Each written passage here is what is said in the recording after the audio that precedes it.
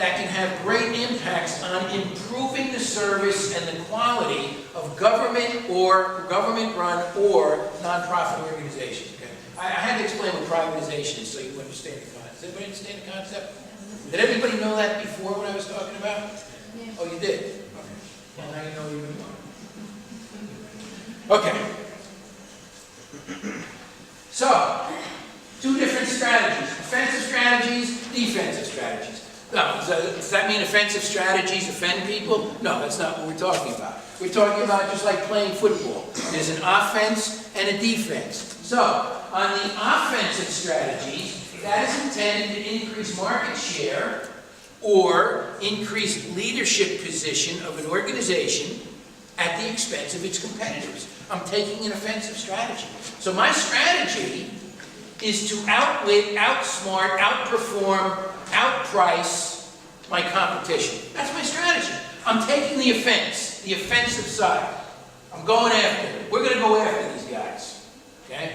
We're going to drop our prices. We're going to increase our quality. We're going to expand our market share. We're going to catch them with their pants down and beat the daylights out of them. That's an offensive strategy.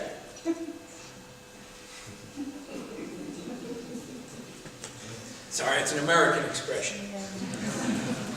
Defensive strategy, okay? Defensive strategy is intended to protect that market share position of the other organization against the offensive strategy activities of a competitor. So, offensive strategy drives the competitor's defensive strategy, all right? Now, most organizations prefer not to be on the defensive. Most organizations prefer to be on the offensive, but it doesn't always work that way. So, when you have an offensive strategy comes out, then you may have to take a defensive position to protect your turf. All right? So, if the one company says, well, one company's offensive strategy is to drop their prices, what are you going to do as a defensive strategy? Probably drop yours even lower. That's how you get price wars. Okay? That's very common. Every so often you see sometimes commodities, fuel. They had gasoline price wars in the U.S. years ago. Okay? I mean, you know, it was crazy. You know, this guy dropped his prices, the gas station across the street would then drop his prices, and then he dropped his again, and that was defensive strategy going on. Eventually, you got you pull in and fill up for free. Yeah, it never happened. So that's offensive and defensive strategy. Nothing wrong with it. We have to remember that, you know, this is a fight. This is a fight for survival, okay? Competitive advantage is a fight for survival. I want to compete, and I want to gain advantage. How do I gain advantage over my opponents? It isn't by being nice, all right? You have to come up with, like we said, those 5 Ps before. You have to come up with the ploy. How am I going to, you know, go against my competitor and beat him in his own game? And then we jump into corporate governance after that. So, corporate governance is the process of how important strategic decisions are made and how are they controlled in an organization. Governance is needed to protect shareholders' rights, enhance disclosure and transparency, and provide regulatory enforcement framework. As I said, it took values and social conscience and ethics and all those touchy-feely things, and you put them all in one container, you got corporate governance. So it's a mixture of everything. Corporate governance considers the effects of the company's operations on everybody, all stakeholder groups. So when we look at governance, we look at every stakeholder that we had listed before. How are they impacted? Okay? How are they impacted by what we do? Okay? From an ethical point of view. So, as an example, if our strategy is to outperform our competitor, but in order to outperform our competitor, I have to work our employees 70 hours a week, all right? That would probably conflict with corporate governance. They say, well, wait a minute. You know, you can't mistreat employees in order to accomplish your strategy. Then corporate governance kicks in, okay? That would be considered inhumane to force employees to work 70 hours a week. All right? So government issues in management. Managers are legal agents for owners of an organization. They are contracted to manage corporations which they do not own. So, if I go to work for a company, or you go to work for a company, and you're hired as a manager, okay? You have to make decisions every day. The company is paying you to make decisions. By making you a manager, you automatically assume a level of authority and power. Okay? Do managers have power over employees that they manage? Yeah. Is that good or bad? Yeah. There's nothing wrong with that. Managers have to have power over employees or nothing would get done. The point is, when you become a legal agent, meaning a manager, you're part of the management team of an organization, anything you do is the same as if the organization had done it. So everything you do as a manager, okay, you are responsible, but so is your company. Anything you do is seen as the company agreeing to it. So if you mistreat employees, if you harass employees, if you cheat employees, in a court of law, you are held responsible as a manager, but so is the company because you are a legal agent of that company. Everybody understand the concept? Legal agent, okay?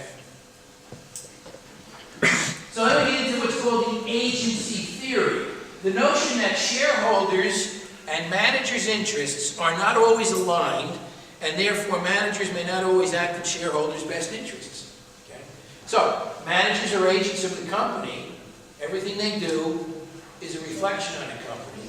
But we have to realize that the agency theory says just because you're employed by the company doesn't mean that the company's interests are your primary concern.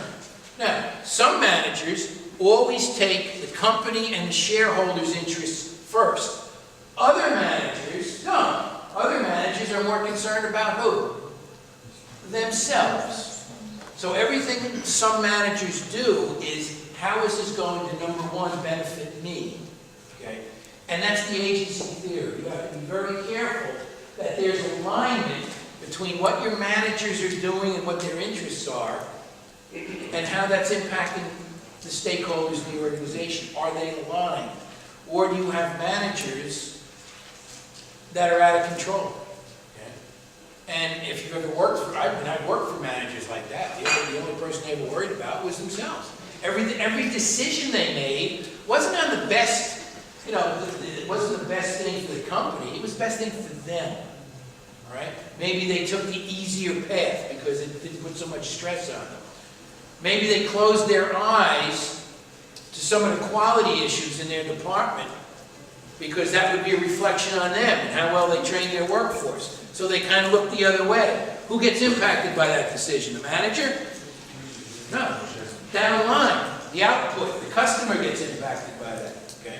So that's what they're talking about is agency theory. Shareholders, who could be customers, and managers' interests are not always aligned. Okay? That's part of governance. Some of the corporate governance mechanisms in the external. We have institutional control, which is the control of corporate governance through laws, regulations, social pressures, political factors. That includes government regulation and public pressure. So, corporate governance, some of it is mandated by law. Okay? And some corporate governance is almost mandated by public pressure. And public pressure is strong. Okay? Because if you're polluting your local community, number one, you may have violated federal environmental laws, but more so, okay, you're creating a public nuisance. Your reputation as a company in that community could be irreversibly damaged because of public pressure. So when we look at governance and external factors, we always have to take into consideration, even if you're not breaking the law, public pressure can have a lot to do with how you function as an organization. Corporate market control, again, from the governance side. Ownership and control of companies is transferred from one group of investors and managers to another. Influence of ownership of companies will affect corporate governance practices. So, companies' ownership can be transferred. Companies are bought and sold all the time. So that ownership and that control can be transferred from one group of investors and managers to another. So the governance can change because the ownership, as the ownership of a company changes, the governance of the company can change as well. That's the point they're trying to make in a lot of words. That's in your book. You don't need to know that, of course, for your exam. If we look at the mechanisms of corporate governance, you have the concentration of ownership, has a lot to do with how a company is governed. Executive compensation also falls under corporate governance. What is executive compensation? Well, it's not just the salary we pay our high-level people in a company. It's also some of the benefits, the incentives they get, okay?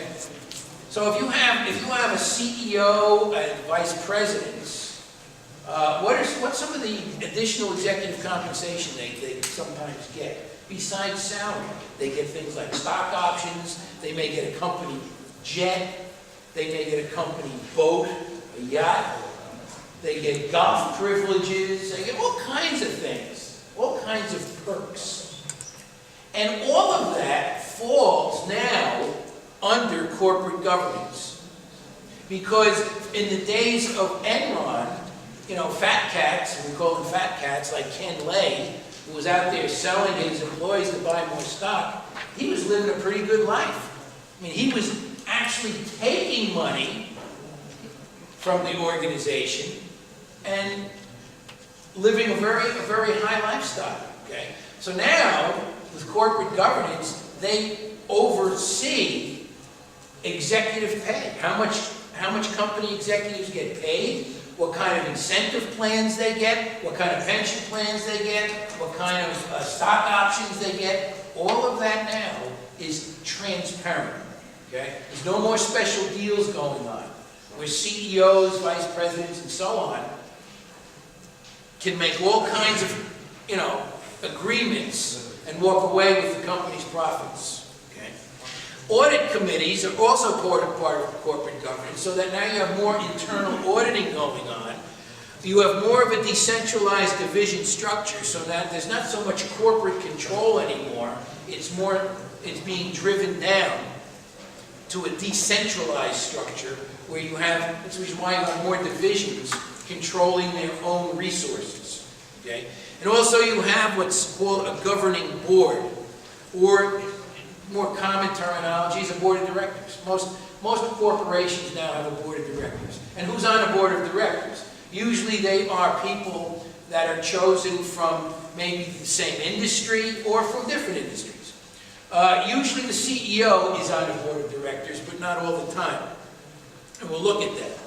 A governing board is a committee at the highest level of company charged with making all major decisions. Members are appointed by shareholders at the annual general meeting. So, in order to be on the board of directors, it's the shareholders, the owners of the organization, that usually have to vote and appoint people to that governing board. So, there's no favors that go on. You can't, make some kind of a deal with somebody at a bank and say, well, if you give me this big loan, I'll make sure you get on our governing board. Can't do it. They have to be elected by shareholders. The duties of the board of directors, they set the company's strategic goals. They help set the company's strategic goals. They provide leadership for implementation. They supervise management of the business. They report to stockholders on how well they're overseeing the operation or their stewardship. So if we look at the structure, again, your book spent a lot of time on boards, governing boards. We're not going to spend much time on it. Governing board structure. There's three things you look at: size, the composition, who's on it, and also the demography, or demographics. So, size of a board of directors. It varies on different parts of the continents, okay? In Asia Pacific, Usually a board of directors has 8 to 10 members. In Europe, they average 5. In the US, they average 11 to 14 members. That's in your book. I don't know why that's important. Usually, the composition of the board of directors is inside directors who are employees, like the CEO, vice presidents, and outside directors, which are not employees. So they might ask the president of a bank to sit on the board of directors for a manufacturing company. Okay? And usually the board is made up of a mix of employees and non-employees, so you have more of a balance. Demographics. A lot of times when they're electing board members, they look at their occupation, their gender, and age. Okay. So, women are becoming more and more proficient at being elected as board members. You see more and more women being elected on boards, which you didn't see years ago. Years ago, most board members were always male.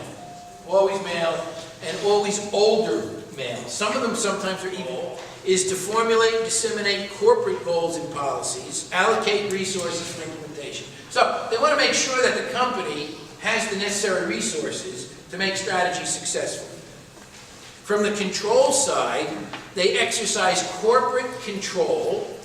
They monitor and reward executive action and performance. So if I have a CEO who's doing really well, he takes a lot of risks, he makes a lot of money for the company, then the board will recognize that and reward that CEO with some kind of incentive.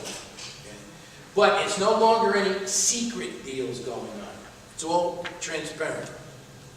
Service roles, they represent organization interests, they link the company and the external environment, and they secure critical resources for the company. So, people on executive boards normally have a great deal of influence in other industries.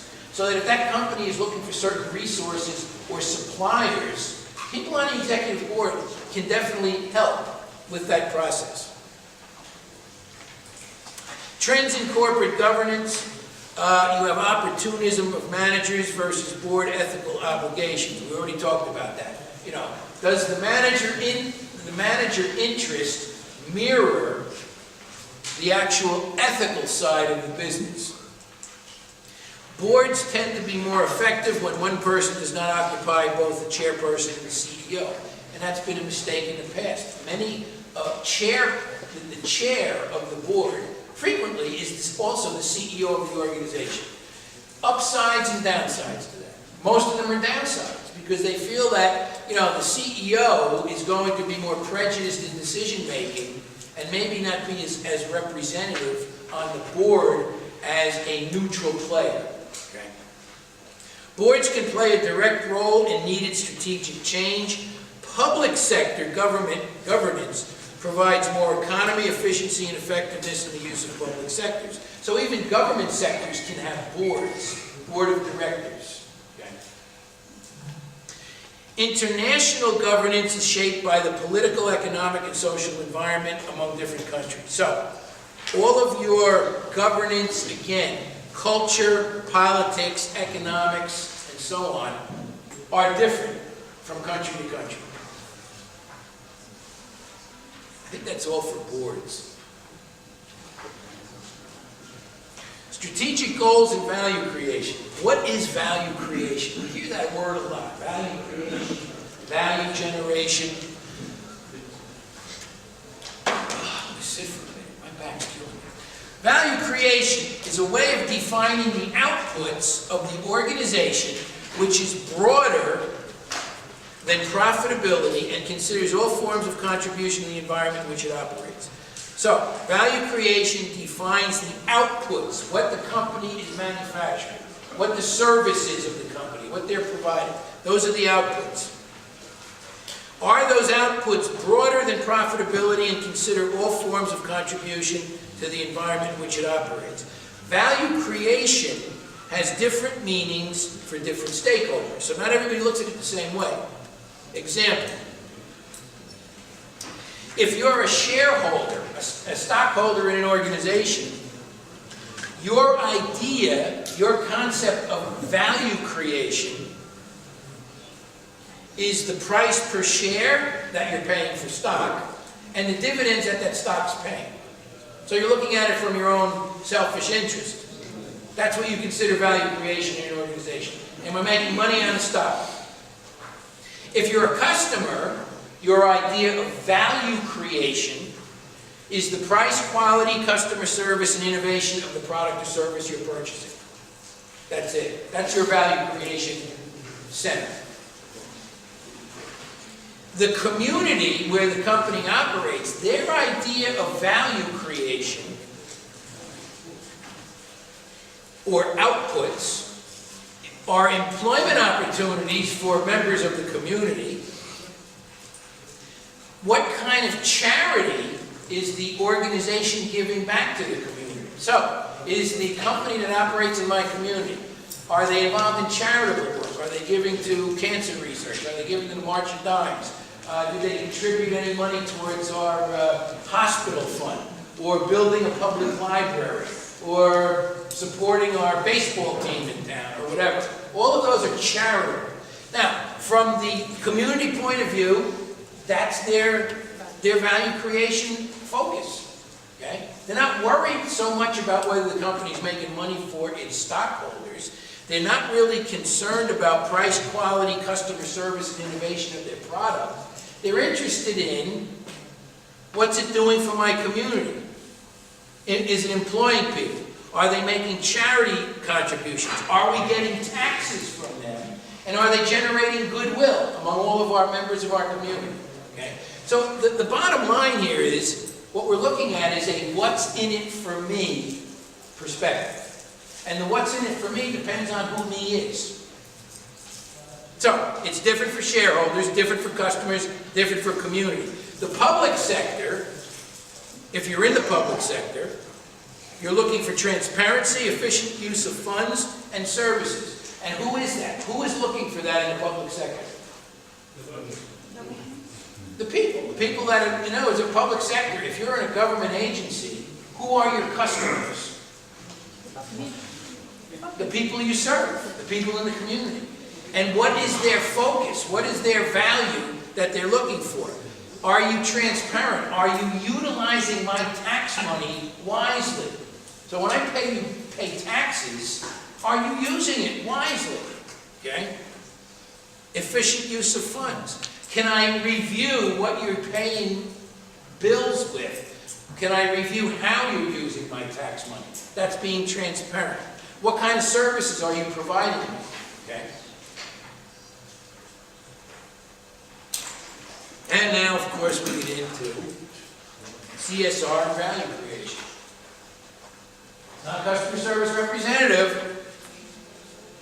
It's corporate social responsibility and value creation. So, corporate social responsibility has 3 specific strategies. Strategic philanthropy, which is the people side. A significant social contribution, usually to communities in which the organization operates, that will have some long-term benefits to the organization. Environmental strategy, or the planet part. Is the company non-polluting, air, water, ground? Do they have recycling programs? And do they have a concern for the natural resources that they use? So, some companies use a lot of natural resources. Electricity can be a natural resource, depending on what's generating the electricity. If I'm a paper mill, I'm using a lot of wood, okay, to grind into pulp paper. Okay. If I'm a hydroelectric plant, then I'm using a lot of water. Okay. So all of those are use of natural resources. All of those have an environmental impact. All of those fall under corporate social responsibility and value. The other one, of course, the last P is profit, financial perspective. So maintaining profitability in support of stakeholder expectations. So those are basically the 3 areas of corporate social responsibility and value. People, planet, and profit. Business performance. performance, we look at competitive advantage factors, strategic capabilities, industry key success factors. How do we know our industry is succeeding? Strategic goals and planning premises. So, competitive advantage factors monitor our profitability and our performance. How do we know if we have a competitive advantage? Well, we know that by monitoring what our profitability is and what our performance is. Our strategic capabilities are basically leveraging our competencies, the things we do well, and also leveraging our resources. So if our resources include a very skilled labor force, if our resources is intellectual knowledge, if our resources are leader in technology, are we leveraging those things as part of our strategic capability? Industry key success factors. We monitor key success factors in industry and we benchmark performance to key competitors. So, if I'm making a product, I need to find out how do I measure my product against my competitor's product. If my competitor is the market leader, how close is my product to their product? How much market share do I have compared to theirs? Those are key success factors. Do I have market share? Okay. Are customers coming and buying my product? Do I have a diversification of product? Okay. Strategic goals, which performances should be monitored? And I have to set targets for performance. Those are goals. What performance do I monitor? What targets am I shooting for through performance? And then, of course, the planning premises is making adjustments to strategic plans as necessary. So that's part of the evaluation. As I evaluate my performance, the last step, if I find flaws in my strategy, I have to make adjustments to it.